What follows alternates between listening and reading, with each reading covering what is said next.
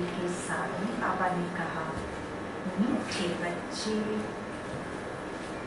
तुम्हारे पर माया का पूरा पहरा है। तुम्हारे पर माया का पूरा पहरा है, इसलिए जरा भी गफलत न करो। इसलिए जरा भी गफलत न करो। देही अभिमानी रहने की मेहनत करते रहो। देही अभिमानी रहने की मेहनत करते रहो। मीठे बच्चे, तुम्हारी पर माया का पूरा पहरा है, इसलिए जरा भी गफलत न करो। देही अभिमानी रहने की मेहनत करते रहो।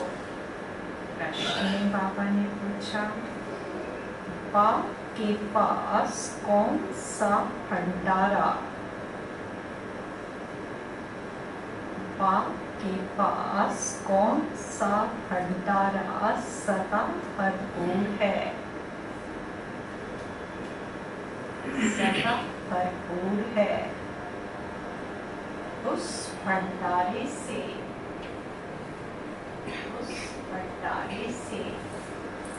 स्वयं को भरपूर करने का साधन क्या है? उस भंडारे से स्वयं को भरपूर करने का साधन क्या है? आपके पास कौन सा भंडारा सदा भरपूर है? उस भंडारे से स्वयं को भरपूर करने का साधन क्या है? बाबा के पास कौन से भंडारे भरपूर है? ज्ञान और शक्तियों का। ज्ञान का भंडारा भरपूर है और गुणों का, शक्तियों का, ये सब भंडार भरपूर है। अच्छा, उसको पाने का साधन क्या है?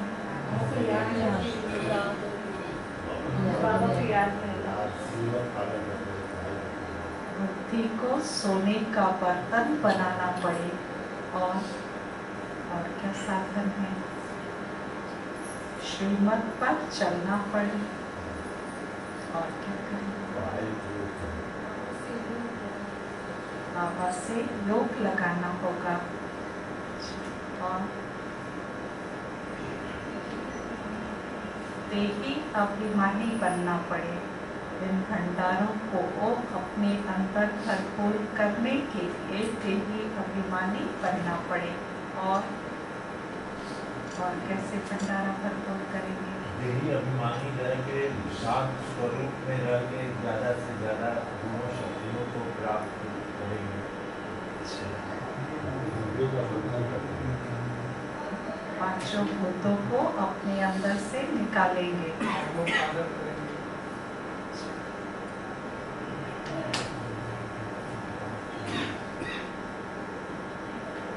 भंडारा भरपूर कैसे करेंगे? भंडारा बढ़ाने का, भरपूर करने का साधन क्या है?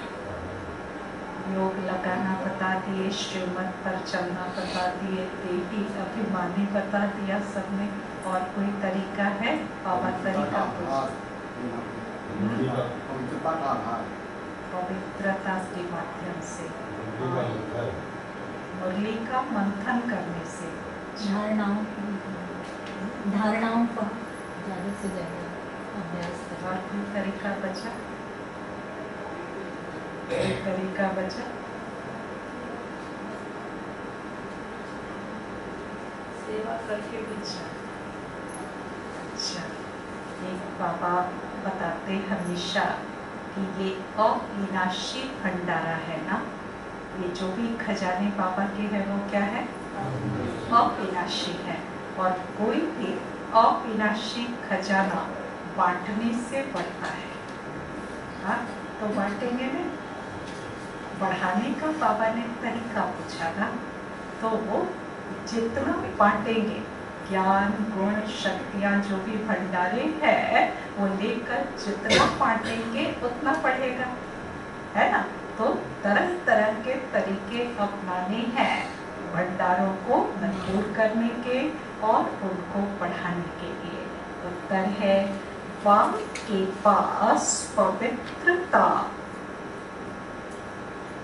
वाक के पास पवित्रता, सुख शांति का भंडारा सदा ही भरपूर है। वाक के पास पवित्रता, सुख शांति का भंडारा सदा ही भरपूर है।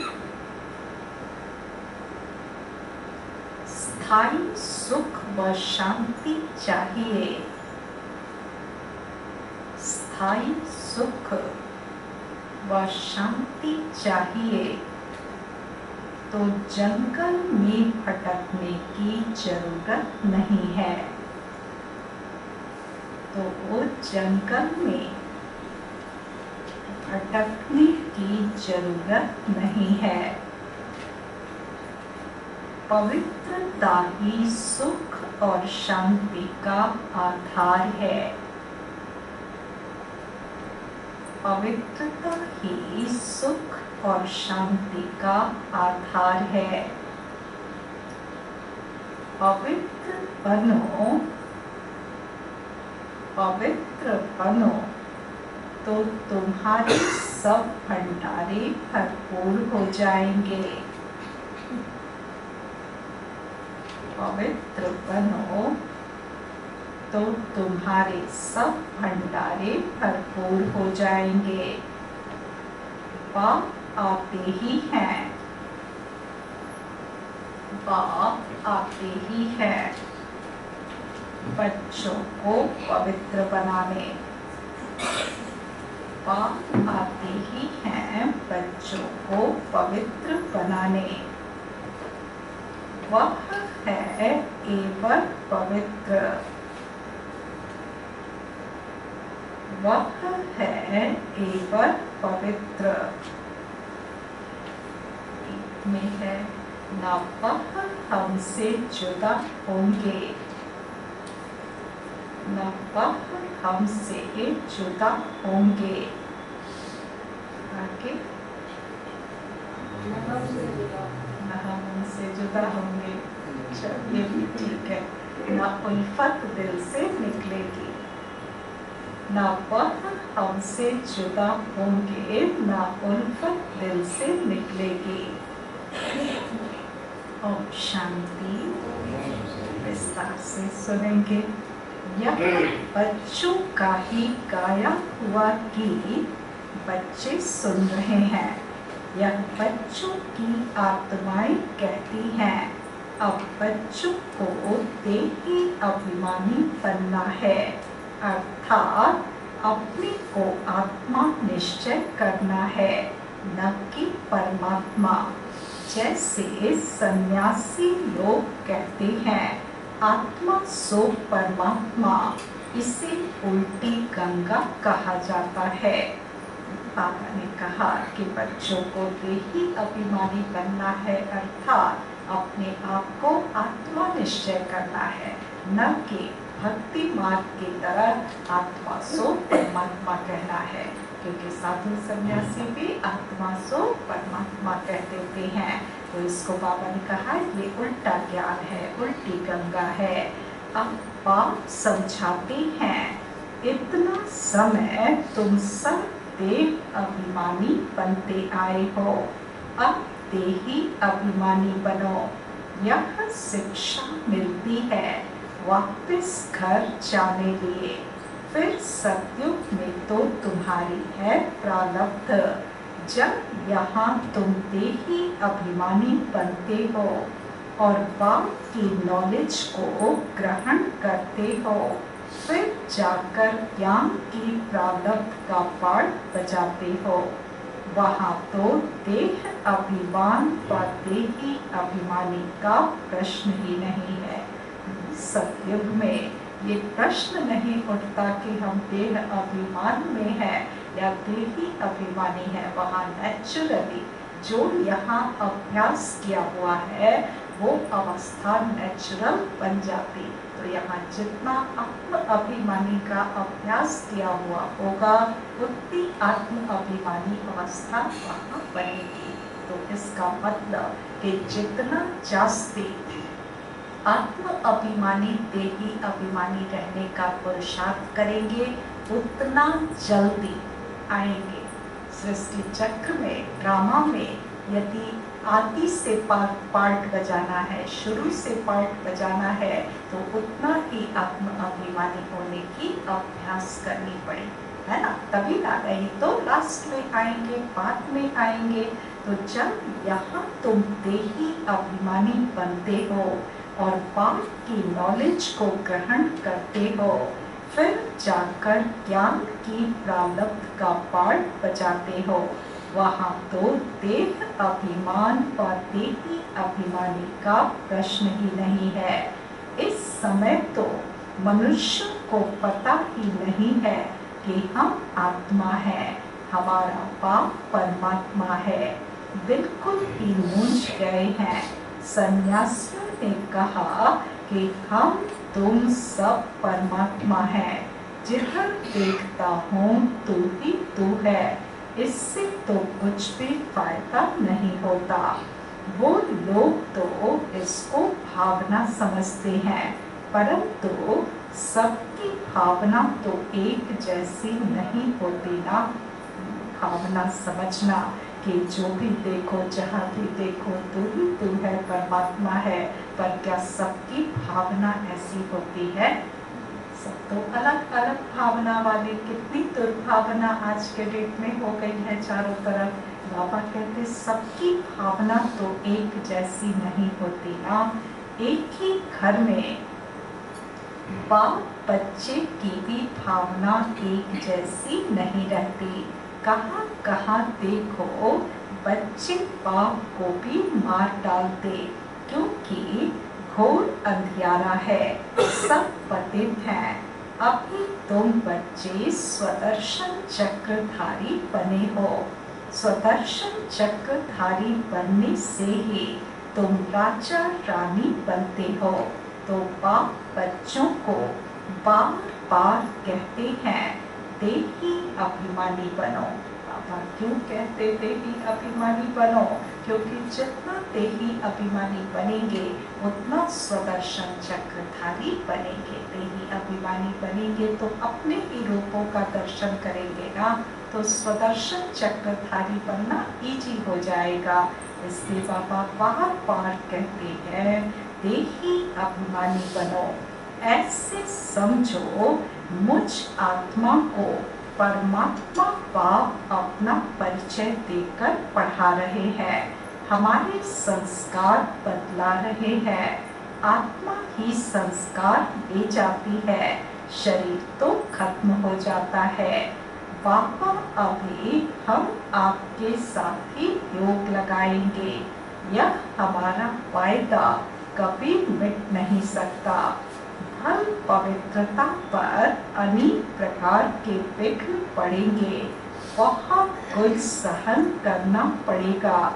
बच्चियां कहती हैं बाबा यह सितम सहन करूंगी, जैसे दुख के समय मुख से निकलता है ना। हाय राम, हे प्रभु, तुम तो ऐसे नहीं कहेंगे ना। भक्ति में दुख के समय भगवान को पुकारते हैं, लेकिन जब भगवान मिल गया तब तो नहीं कहेंगे ना। फिर बच्चियां क्या कहेंगी? हे राम, हे प्रभु, ये तो नहीं कहेंगे ना। तो क्या कहेंगे? मेरा बाबा कहेंगे। हाँ, प्यार से बाबा को याद करेंगे। हाँ, यही कहेंगे बाबा से कि मैं ये सितम सहन हल करूंगी, हाँ, लेकिन आपकी याद भूलूंगी नहीं। यही कहते हैं ना। तो तुम ब्राह्मण फिर बाबा को याद करते हो। बाबा हम तुझ से कब छूटेंगे, हमको बहुत मारते हैं। गीत में भी कहते हैं कितनी भी मार पड़ेगी, बाबा आपकी याद कभी नहीं भूलेंगे। हमको तो बाबा का ही बनना है, बुद्धि का योग उनसे जोड़ना है। यह सब है समझ की बात, एक दिन यह सितम भी मिट जाएंगे। पापा से जितना जितना कनेक्शन जोड़ते जाएंगे, जितनी पापा से शक्तियाँ लेते जाएंगे, अपने विघ्नों को काटते जाएंगे। पुराने जो भी लेन देन है वो याद से क्या करेंगे, भस्म कर देंगे, विघ्न विनाश कर देंगे।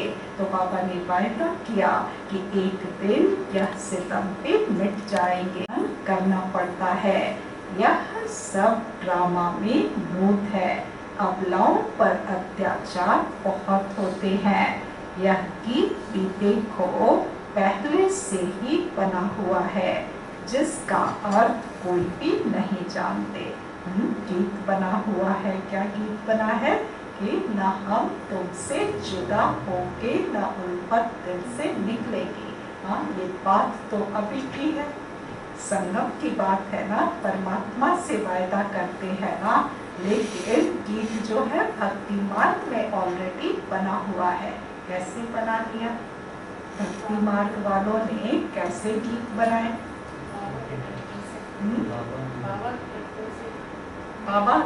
बाबा ने तो उनको जो है नहीं कहा कि ऐसे गीत, ड्रामा में नूत था इसलिए बन गया। अच्छा, और कैसे बना, और कैसे बना होगा?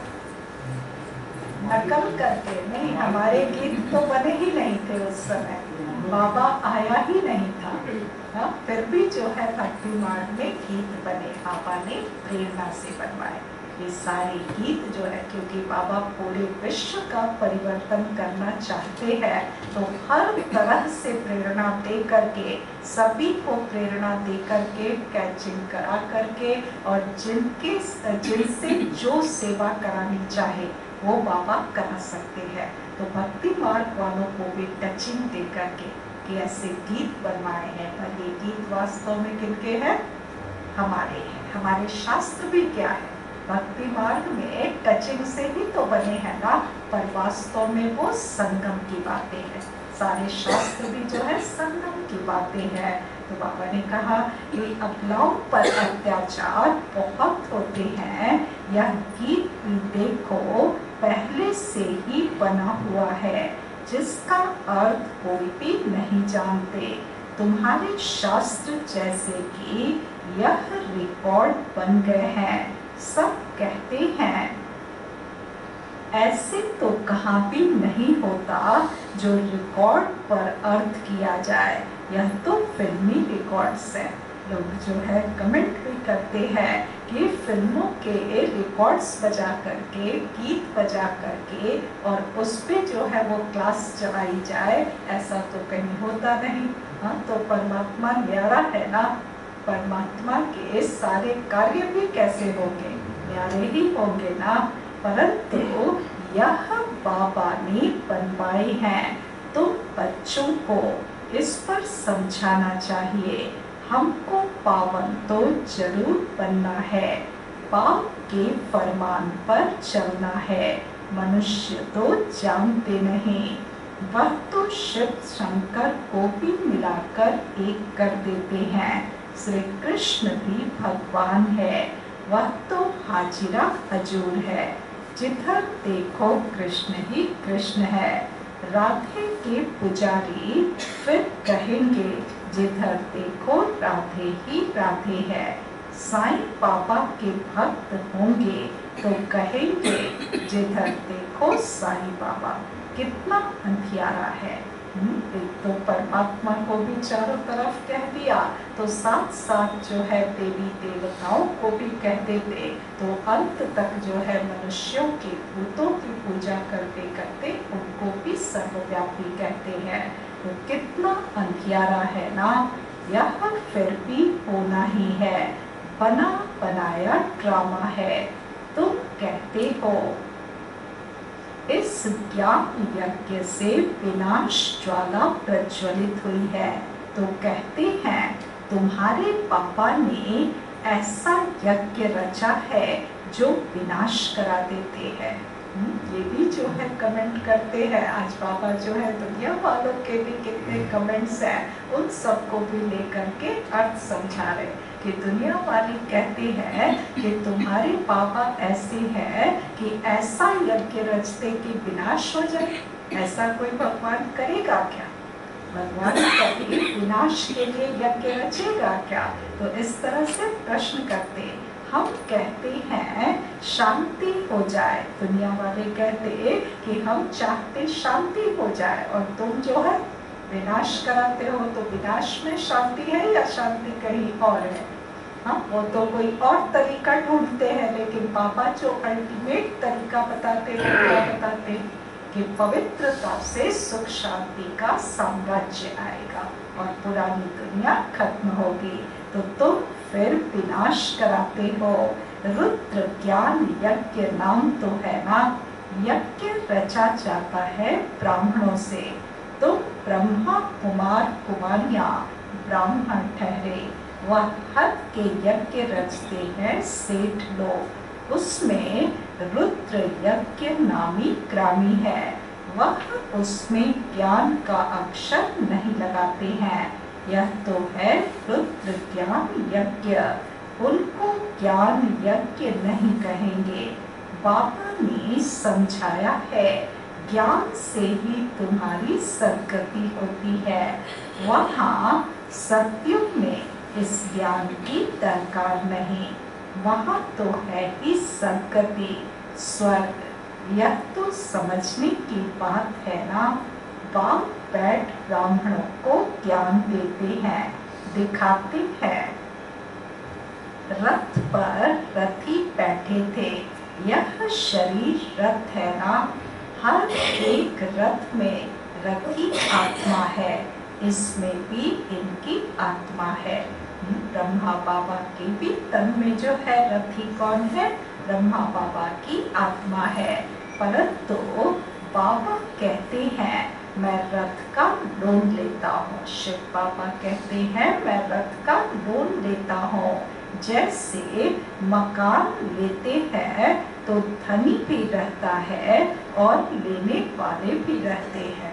कितना सुंदर एग्जाम्पल बाबा ने दिया कि जैसे कोई अपने मकान को किराए पर लगाते हैं तो क्या कहते हैं, मकान मालिक भी रहते हैं उसमें और जो है किराएदार भी रहते हैं। तो बाबा भी समझाते कि इनकी आत्मा भी इस मकान में रहती, रथ में रहती है, और मैं भी जो हूँ आता हूँ इसी रथ का आधार लेता हूँ।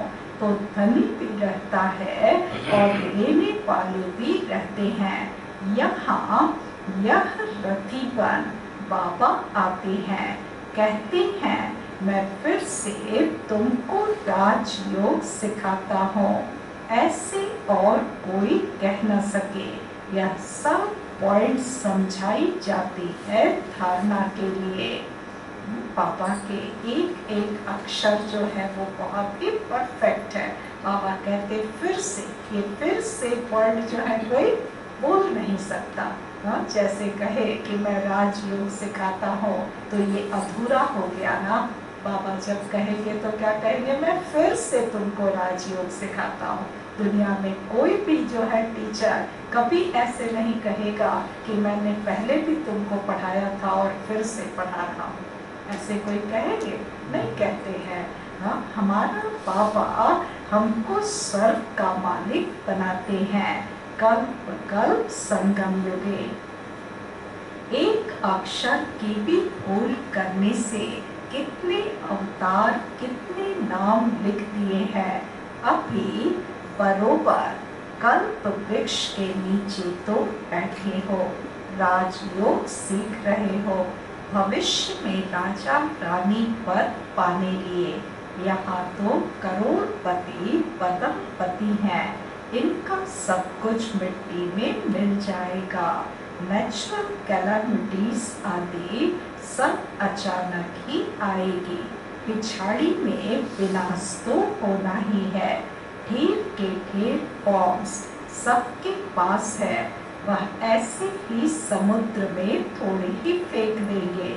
यह तो उन्होंने लाखों करोड़ों की मिल्कियत है, यह न बने तो विनाश कैसे हो। दुनिया में जो भी विनाशकारी चीजें बनाते हैं, बाबा कहते ये सब भी ड्रामा में मूर्त है, यदि नहीं बनेगी तो इतना विनाश कैसे हो। एकदम जलकर जैसे खाक हो जाएंगे, ऐसे नहीं कि जख्मी होकर दुख भोगते रहेंगे। नहीं, चीज ही ऐसी बनती है जो पट से खलास हो जाएंगे। तो एक धर्म की स्थापना और अनेक धर्मों का विनाश, यह तो क्लियर है ना। कैसे एक धर्म की स्थापना हो रही है इस रुद्र ज्ञान यज्ञ के द्वारा, और अनेक धर्मों का विनाश हो रहा है, ये सारी बातें क्लियर है ना। ब्रह्मा द्वारा स्वर्ग की स्थापना कर रहे हैं, स्वर्ग में रहने वालों को लायक बना रहे हैं, पवित्र बनने वालों के आगे सब नमन करते हैं।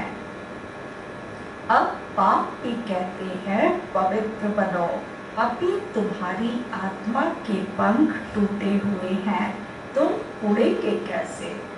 उड़ के बाबा के पास जाना है। ज्ञान योग का पंख ना हो, उमंग उत्साह का पंख ना हो, तो बाबा के पास कैसे जाएंगे।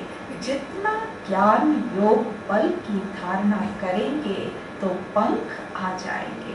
जो पंख टूट चुके हैं, अर्थात ज्ञान भी हम भूल चुके थे, अंधियारे में थे, और योग का तरीका भी भूल चुके थे, तो उस ज्ञान और योग को फिर से सिखा करके बाबा हमको पंख दे देते हैं। राजधानी लेना कोई मासी का घर नहीं है, मुख्य बात है अहम आत्मा, यह है मेरा शरीर। अहम आत्मा है ही शांत स्वरूप, शांति के लिए धक्का खाने की दरकार नहीं। एक कहानी बताते हैं ना, रानी के गले में हार पड़ा था, लेकिन वह बाहर में ढूंढ रही थी। तुम रानियां हो, शांति के लिए जंगलों में जाने की दरकार नहीं। बाबा कहते तुम सभी आत्माएं क्या हो, रानी हो, और सबके गले में शांति का हार ऑलरेडी पड़ा हुआ है, उसको ढूंढने के लिए बाहर जाने की दरकार नहीं। यहाँ तो है ही माया का राज्य, यहाँ शांति हो नहीं सकती।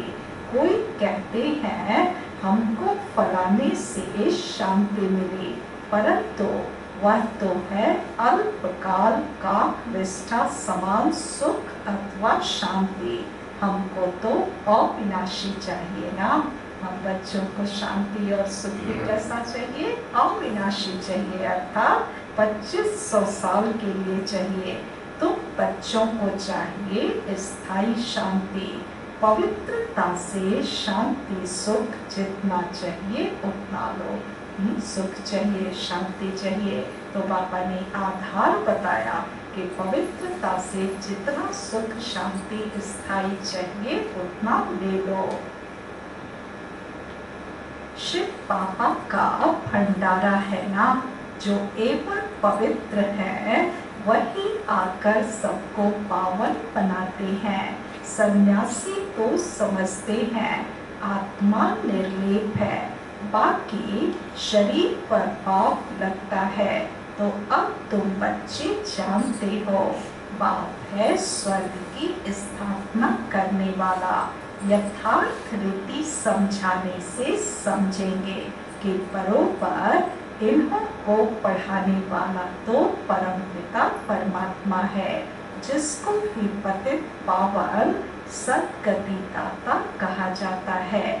सभी को दुर्गति से सद्गति में ले जाते हैं। सद्गति तो बाप ही करेंगे ना, उनको कहा ही जाता है सद्गति दाता। दुर्गति दाता तो नहीं कहेंगे ना। परमात्मा को कभी भी दुर्गति दाता कहीं नाम दिया है ना, कहीं भी नहीं। सद्गति दाता कहते हैं। तो दुर्गति में कौन ले जाते हैं, माया रावण ले जाता है। पतित पावन कहेंगे, फिर पतित कौन बनाते हैं यह भी कोई नहीं जानते।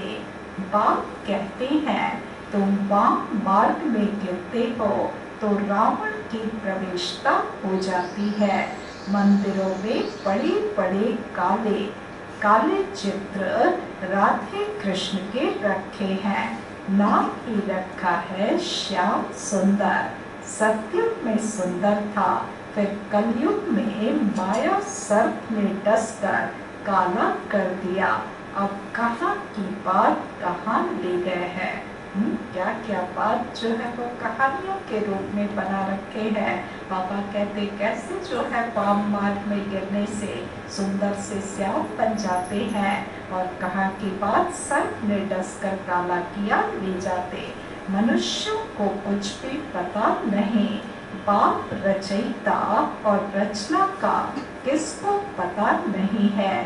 बाप बच्चों को समझाते हैं, बच्चे खबरदार रहना, माया बड़ी कड़ी है, इस समय तो तमो प्रधान है, किसको भी पछाड़ने में देरी नहीं करती, एकदम नाक से पकड़कर गिरा देती है।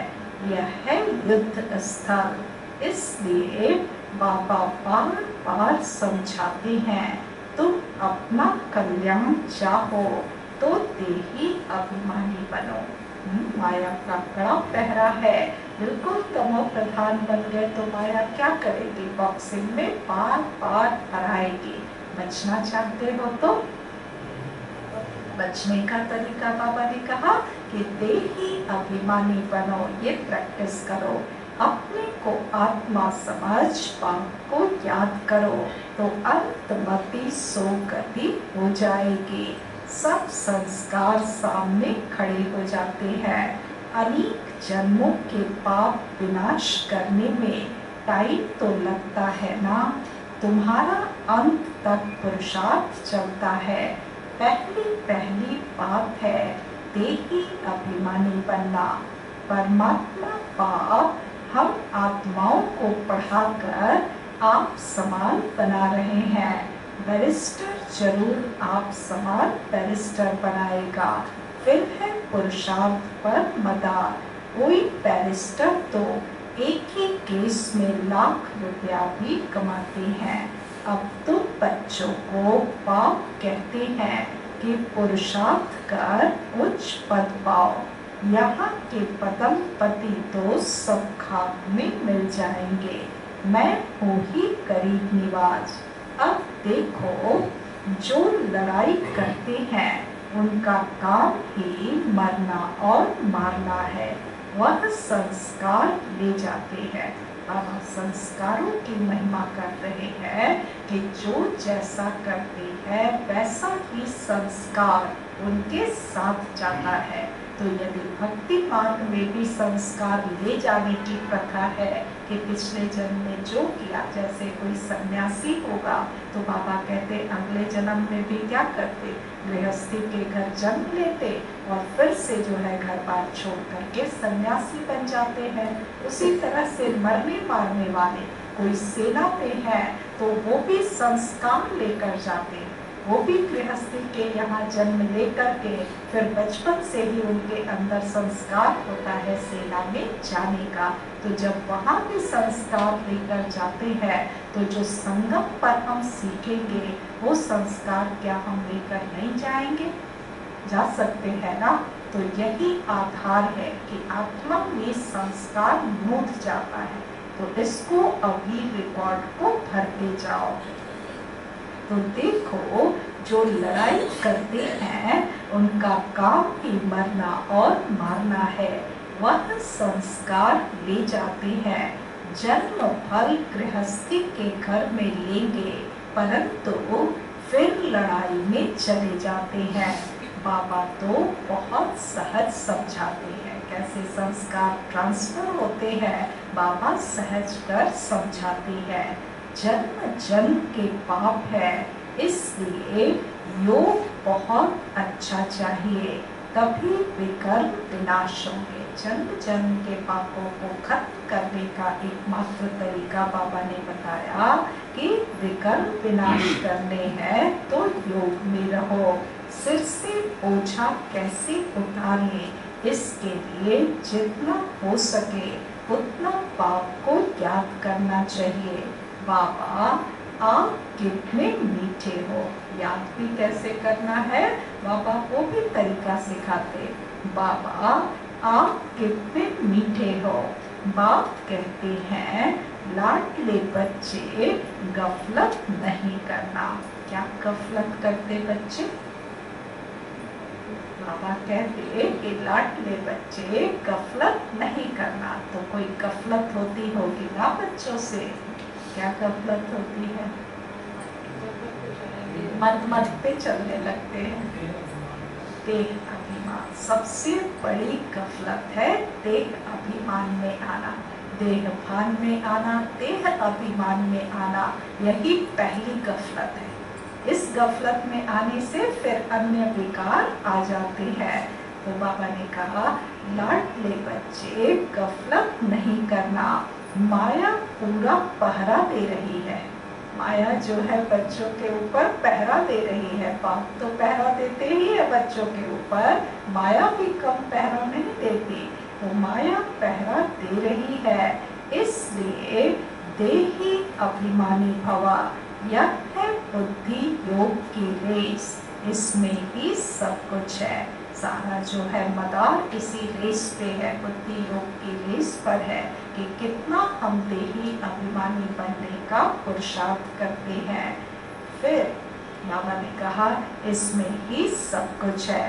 बाबा बार बार कहती हैं अपना कल्याण चाहते हो तो योग बहुत अच्छा चाहिए, फिर बहुत हर्षित रहेंगे।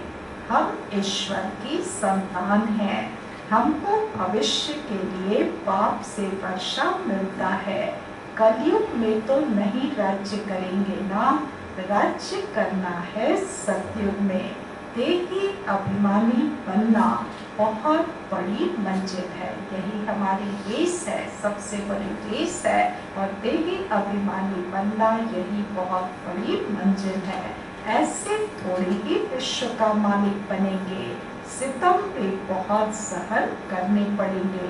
कितनी पांधेली बच्चियां मार खाती हैं, आखिर विजय तुम बच्चों की है ही। तुम सिर्फ बाप की याद में रहो, यह है योग बल जो बाप तुम्हें एक ही बार सिखलाते हैं, जिससे तुम सारे विश्व का मालिक बनते हो और तो कोई बन न सके। सारे ड्रामा में सर्वश्रेष्ठ पार्ट लक्ष्मी नारायण का ही है। एक कहानी है ना, दो बिल्ले आपस में लड़े, मक्खन बीच में बंदर खा गया। श्री कृष्ण के मुख में माखन दिखाते हैं। अब माखन की तो कोई बात ही नहीं, यह है स्वर्ग, इसमें सारी सृष्टि का माखन आ जाता है। बाप स्वर्ग का मालिक बनाते हैं, ऐसे बाप से तो कहाँ से भी भागकर मिलना चाहिए। बाबा कहते बच्चों के दिल में इतनी कशिश होनी चाहिए कि जो बाप हमें पूरी सत्य की बादशाही देने वाला है, पूरे विश्व का मक्खन जो है हमें मिलने वाला है, तो उस ऐसे बाप को कितना न याद करना चाहिए, भाग करके मिलना जरूर चाहिए। अच्छा, मीठे मीठे सिके लते बच्चों प्रति माता पिता बाप दादा का याद प्यार और गुड मॉर्निंग। रूहानी बाप की बाप को नमस्ते नमस्ते नमस्ते। धारणा के लिए मुख्य सार है, आज क्या धारण करना है। बाबा ने कहा कि माया पूरा प्यारा दे दीजिए, बाप को याद करें तो दे ही है।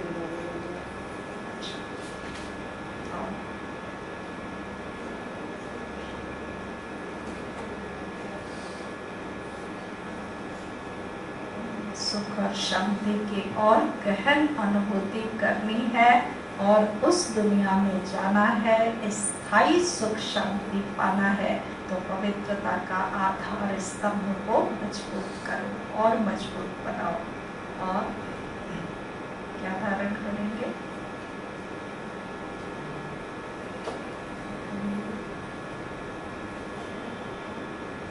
अपना कल्याण करेंगे। कैसे करेंगे?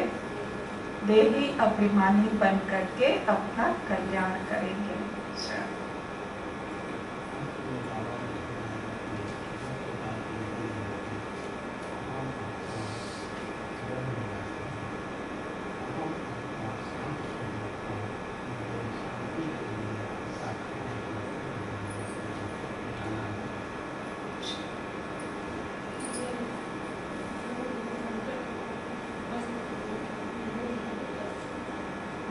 योग बहुत अच्छा चाहिए जन्म जन्मांतर के पाप कर्मों को भस्म करने के लिए।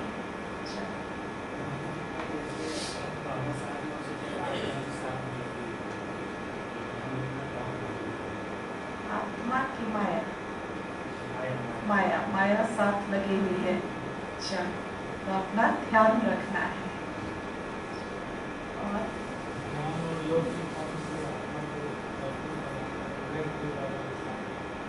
ज्ञान और योग का पंख मजबूत करना है। पहली पॉइंट है, मैं इस रथ पर विराजमान रथी आत्मा हूँ। देही अभिमानी बनने के लिए बाबा ने एक पॉइंट दिया कि मैं इस रथ पर विराजमान रथी आत्मा हूँ। यह अभ्यास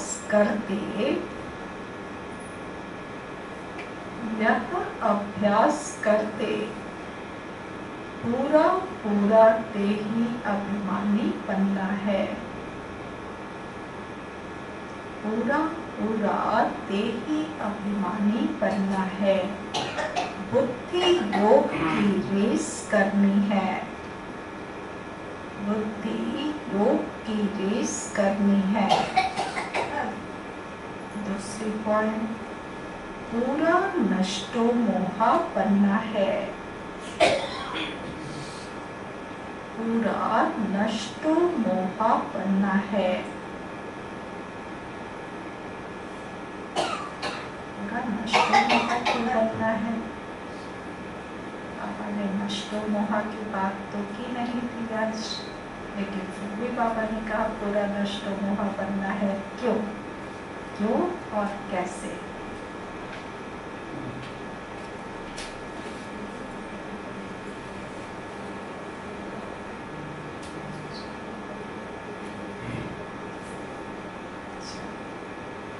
क्यों कहा बाबा ने नष्टो मोहा बनना है?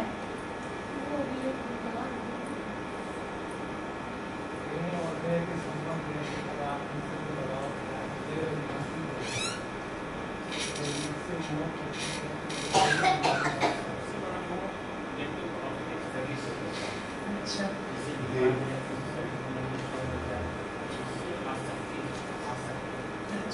पूरा नष्टो मोहा बनना है। इस अंतिम जन्म में सितम सहन करते भी पावन जरूर बनना है। इसलिए किस कॉन्टेक्स्ट में बाबा ने नष्टो मोहा बनने के लिए कहा? क्योंकि घर परिवार की आज बाबा ने चर्चा की ना कि जो भी है अवलाओं पे कितनी मार पड़ती है। हाँ, तो मार भी पड़े तो भी और जो है नष्टो मोहा बनते जाओ और नष्टो मोहा बनते जाओ, क्योंकि जितना नष्टो मोहा बन जाएंगे उतना सितम सहन करने की ताकत आएगी, है ना। इसलिए नष्टो मोहा बनने की बात की बाबा ने। इस अंतिम जन्म में सितम सहन करते भी पावन जरूर बनना है। पावन जरूर बनना है। वरदान दिया बाबा ने, नथिंग न्यू की स्मृति से, नथिंग न्यू की स्मृति से सब प्रश्नों को समाप्त कर, सब प्रश्नों को समाप्त कर बिंदी लगाने वाले अचल अटूल भवा। बिंदी लगाने वाले अचल अटूल भवा।